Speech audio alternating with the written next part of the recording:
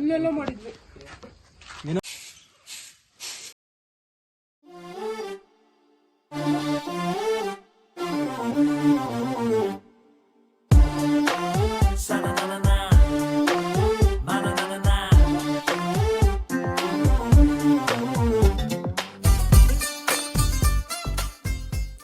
ಎಲ್ರಿಗೂ ನಮಸ್ಕಾರ, welcome back to my YouTube channel.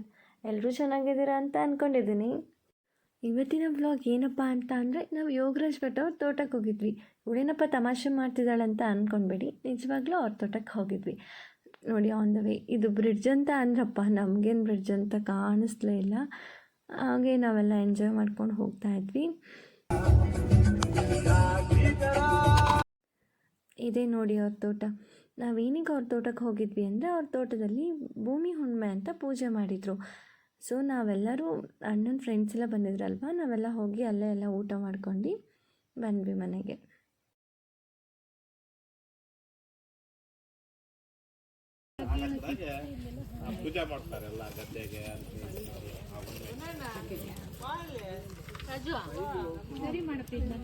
ಪೂಜೆ ಎಲ್ಲ ಆಯಿತು. ಪೂಜೆ ಎಲ್ಲ ಆದಮೇಲೆ ಊಟ ಮಾಡೋಕ್ಕೆ ಕೂತ್ಕೊಂಡ್ವಿ ಎಲ್ಲರೂ.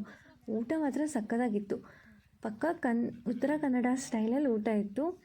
ಜೋಳದ ರೊಟ್ಟಿ, ಪಲ್ಯ ಮತ್ತು ಚಟ್ನಿ ಪುಡಿ, ತುಂಬ ವೆರೈಟಿ ಆಫ್ ಎಲ್ಲ ಪುಡಿಗಳಿತ್ತು. ಚಟ್ನಿ ಪುಡಿ ಅಂತ ಅದು ಇದು ಎಲ್ಲ ಇತ್ತು. ಅಷ್ಟು ತಿನ್ನೋಕ್ಕಾಗಲಿಲ್ಲ, ಆಲ್ಮೋಸ್ಟ್ ತಿಂದ್ವಿ. ಆಮೇಲೆ ಸ್ವೀಟ್ಸ್ ಕೂಡ ಇತ್ತು, ಅದು ಒಂದು 3 ಟೈಪ್ಸ್ ಏನೋ ಇತ್ತು, ಎಲ್ಲನೂ ತಿಂದು ಆಮೇಲೆ ಅವ್ರ ತೋಟದ ಬ್ಯಾಕ್ ಸೈಡ್ ಕೆರೆ ಇದೆ, ಅಲ್ಲಿ ಚೆನ್ನಾಗಿದೆ ವ್ಯೂ ಅಂತ ಹೇಳಿದರು. ನೋಡ್ಕೊಂಡು ಬರೋಣ ಅಂತ ಹೋಗಿದ್ವಿ. ಅದು ತುಂಬ ಬಿಸಿಲಿತ್ತು. ಎರಡು ಸೇರಿ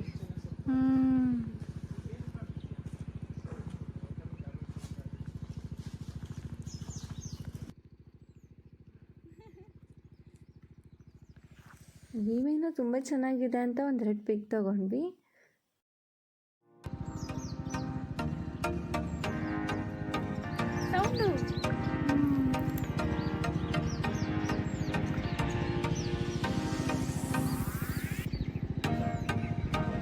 ವಾವ್, ನೋಡಿ ಅಲ್ಲಿ ಎಷ್ಟು ಚೆನ್ನಾಗಿ ಅಕ್ಕಿ ಎಲ್ಲ ಹೋಗ್ತಾ ಇದೆ.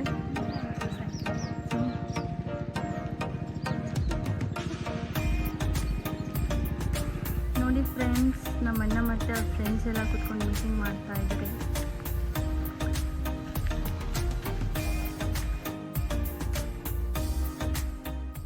ಊಟ ಆದಮೇಲೆ ಅಡಿಕೆ ಎಲೆ ತಿನ್ನೋದು ನಮ್ಮ ಸಂಪ್ರದಾಯಪ್ಪ. ಅದಕ್ಕೋಸ್ಕರ ಎಲ್ಲ ಊಟ ಆದಮೇಲೆ ಅಲ್ಲಿ ಅಡಿಕೆ ಎಲೆ ಎಲ್ಲ ಇಟ್ಟಿದ್ರು. ಎಲ್ಲರೂ ಕೂಡ ಕುತ್ಕೊಂಡು ತಿಂತಾಯಿದ್ರು. ಮಕ್ಕಳನ್ನ ನೋಡಿದರೆ ನನಗೆ ನಾವು ಚಿಕ್ಕವರಿದ್ದಾಗ ಹೇಗಿದ್ವಿ ಅದೇ ಥರನೇ ನೆನಪಾಗುತ್ತೆ.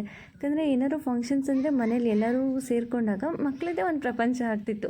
ನೋಡಿ, ಇವರು ಅದೇ ಥರ ಆಟಾಡ್ತಾ ಇದ್ದಾರೆ, ಅಲ್ಲಿಂದ ಎಲ್ಲಿಗೆ ಹಂಗೆ ಆಟಾಡ್ತಾಯಿದ್ರು. ನಾವು ನೋಡ್ತಾ ಕೂತ್ಕೊಂಡಿದ್ವಿ.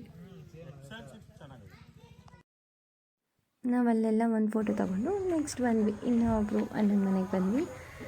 ಅವ್ರ ಮನೆ ಇನ್ನೂ ಕನ್ಸ್ಟ್ರಕ್ಷನ್ ಆಗ್ತಾಯಿತ್ತು, ಅದಕ್ಕೆ ಹಾಗೆ ನೋಡ್ಕೊಂಡು ಬಂದ್ವಿ.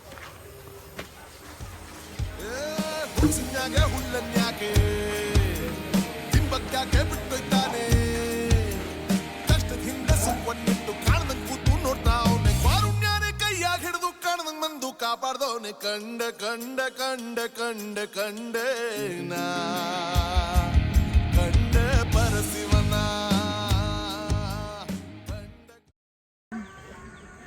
ಹಳ್ಳಿಲಿ ಇರೋದೇ ಒಂಥರ ಚೆನ್ನಾಗಿ. ನೋಡಿ, ಅದೆಲ್ಲ ಮಕ್ಕಳು ಆಟ ಆಡ್ತಾ ಇದ್ದಾರೆ. ಹಾಗೆ ಇಲ್ಲಿ ಹಸು ಎಲ್ಲ ಕಟ್ತಾ ಇದ್ದಾರೆ ಸಂಜೆ ಟೈಮಲ್ಲಿ. ಸನ್ಸೆಟ್ ಬೇರೆ ಆಗ್ತಾ ಇದೆ. ಆ ವ್ಯೂ ನೋಡೋಕ್ಕೇ ಏನೋ ಒಂಥರ ಚೆನ್ನಾಗಲ್ವಾ.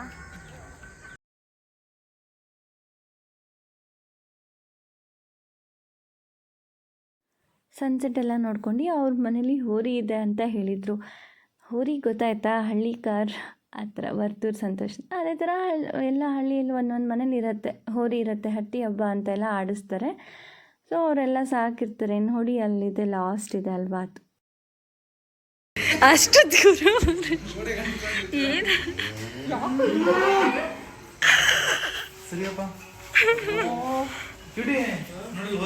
ಅದೇ ಹೊರಿ ಇಲ್ಲಿದೆ ನೋಡಿ, ಇಲ್ಲಿ ಇದು ಹೊರಿ 35. ಹೌದು, ಹೋರಿ ನಂಬರ್ ಬಾ ಬಾ ಬಾ.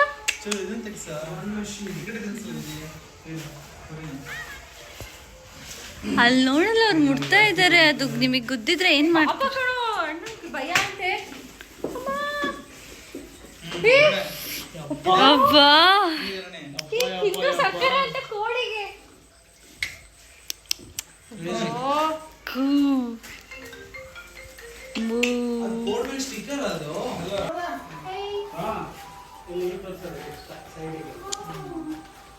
ಹಲೋ, ಆ ಕಡೆ ಹೋಗಿಲ್ ಕವ್ ಹತ್ರ. ನಮ್ಮನೆ ನಾಯಿ ಮರಿತರ ಅನ್ಸುತ್ತಿದ್ದು. ಅವೆಲ್ಲ ದೂರಿರುತ್ತೆ.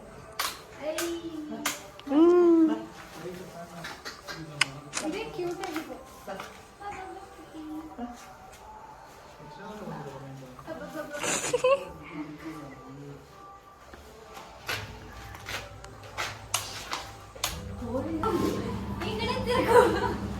ಎರಡು ಕೈ ಹಿಡ್ಕೊ ಸಂಚು. ಇವಾಗ ಅಲ್ಲಿಂದ ಇವಾಗ ಈ ಕಡೆ ಹೋಗ್ತಾ ಇದ್ದೀವಿ. ಇಲ್ಲಿ ಒಂದು ಮನೆಗೆ ಹೋಗ್ತಾ ಇದ್ದೀವಿ. ಅಲ್ಲಿ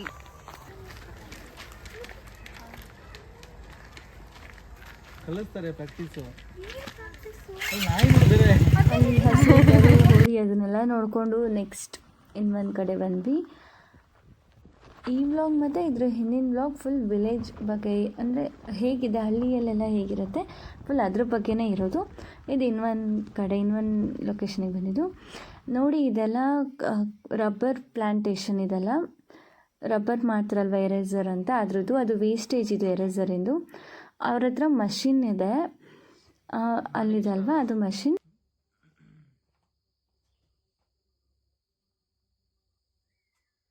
ಅವ್ರ ಮನೇಲಿ ಗಿನ್ನಿ ಪಿಗ್ ಅಂತ ಇತ್ತು. ನೋಡಿ ಇದು ಹೇಗಿದೆ.